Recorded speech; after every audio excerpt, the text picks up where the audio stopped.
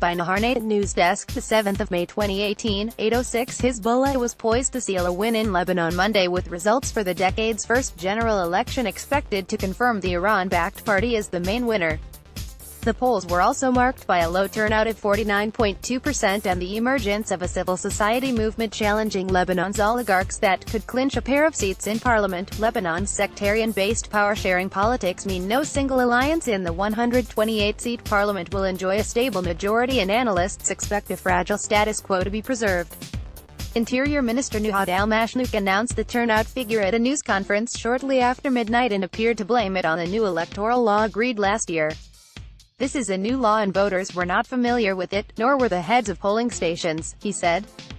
Voting operations were very slow. As provisional estimates trickled in, some candidates' supporters started celebrating in the streets after a polling operation marred only by a few violations but no major incident.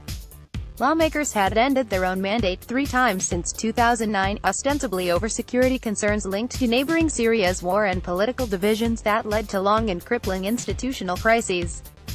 A higher turnout had been expected after the long electoral hiatus, but the vote was the first to follow a law passed in 2017, and the pre-printed ballots used Sunday appeared to confuse some voters. Possible kingmaker. Some voters also said that the sometimes absurd web of local electioneering alliances that saw some parties work together in one district and compete in others had put them off. With an hour to go before polling stations closed, several senior political leaders appealed for an 11th-hour rush to the ballot boxes but stopped short of extending polling hours. Experts differ on who would benefit the most from a low turnout, as alliance scenarios varied across the country's 15 districts, whose size and sectarian fabric are all different. Hizbullah's own estimates a few hours after counting started sees the Shiite movement coming out on top everywhere it fielded candidates, although only official results expected early Monday will confirm the vote's outcome. With an increased number of seats in parliament, Hizbullah is expected with its allies to build a majority in its favor more easily on key issues such as the sensitive matter of the weapons it never laid down after the 1975-1990 civil war. The leading voice calling for the Tehran-funded movement to give up an arsenal that has now grown to outgun the National Army has been Prime Minister Saad Hariri. Pollsters expect Hariri's Sunni-dominated al-Mustaqbal movement to be among the biggest losers of the election, but say he could keep his job. New contours of parliament could leave the Christian party of President Michel Aoun, who has allied with Hizbullah and Future, in the position of kingmaker. The biggest swing vote will be President Aoun's group, which will move among the other blocs. Hizbullah will benefit from the lack of a broad coalition against it, political analyst Ahmad Salami said. Made hope possible. Hizbullah, which was created in the 1980s to fight against Israel and currently battles in Syria alongside regime forces, is listed as a terror organization by the United States.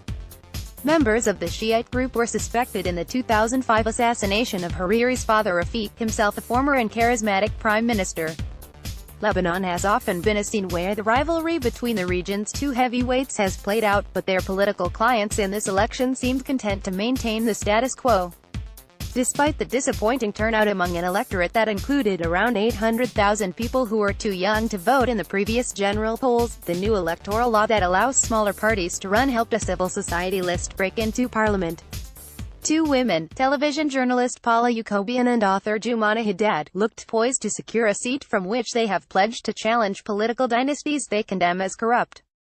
Alexander Salha, a 30-year volunteer with the Kaluna Watani civil society list, gathered with other supporters in a Beirut cafe after the vote and said the most important thing was to get a foot in the door.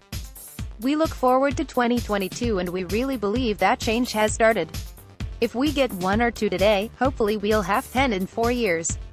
We made hope possible."